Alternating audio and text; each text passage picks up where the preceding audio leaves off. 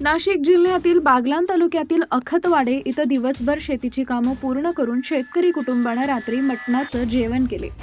जेवणानंतर काही वेळातच दाम्पत्याची प्रकृती बिघडल्यानं घरात एकच धावपळ उडाली. मिळालेल्या माहितीनुसार द्वारकाबाई शांताराम हॅळीज वय वर्ष 68 आणि त्यांचे पती शांताराम नानाजी हॅळीज वय वर्ष 78 यांना तातडीनं नामपूर ग्रामीण रुग्णालयात नेण्यात आले.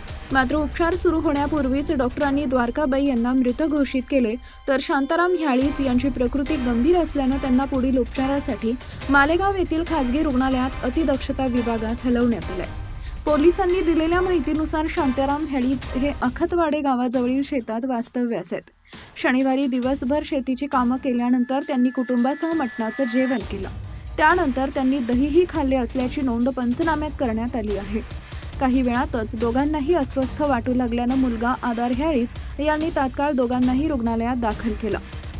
रुग्णालयात उपचार सुरू असतानाच द्वारकाबाई हॅळीज यांचा मृत्यू झाला, तर शांताराम हॅळीज यांची प्रकृती चिंताजनक असल्यानं त्यांच्यावर मालेगाव इथं उपचार सुरू आहेत. दरम्यान दुपारी अखतवाडे इथं अत्यंत शोकाकुल वातावरणात द्वारकाबाई यांच्यावर अंत्यसंस्कार करण्यात आले.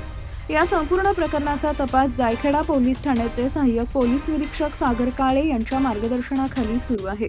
दरम्यान ही संशयित विषबाधा नेमकी कशामुळे झाली याचं उत्तर अद्याप मिळालेलं नाही. जेवणातील अन्नपदार्थांचा आवश्यक नमुने जप्त करून पुणे येथील प्रयोगशाळेत तपासणीसाठी पाठवण्यात आले. त्या अहवालानंतरच मृत्यूमागील खरं कारण स्पष्ट होणार असल्याची माहिती वैद्यकीय अधिकाऱ्यांनी दिली आहे.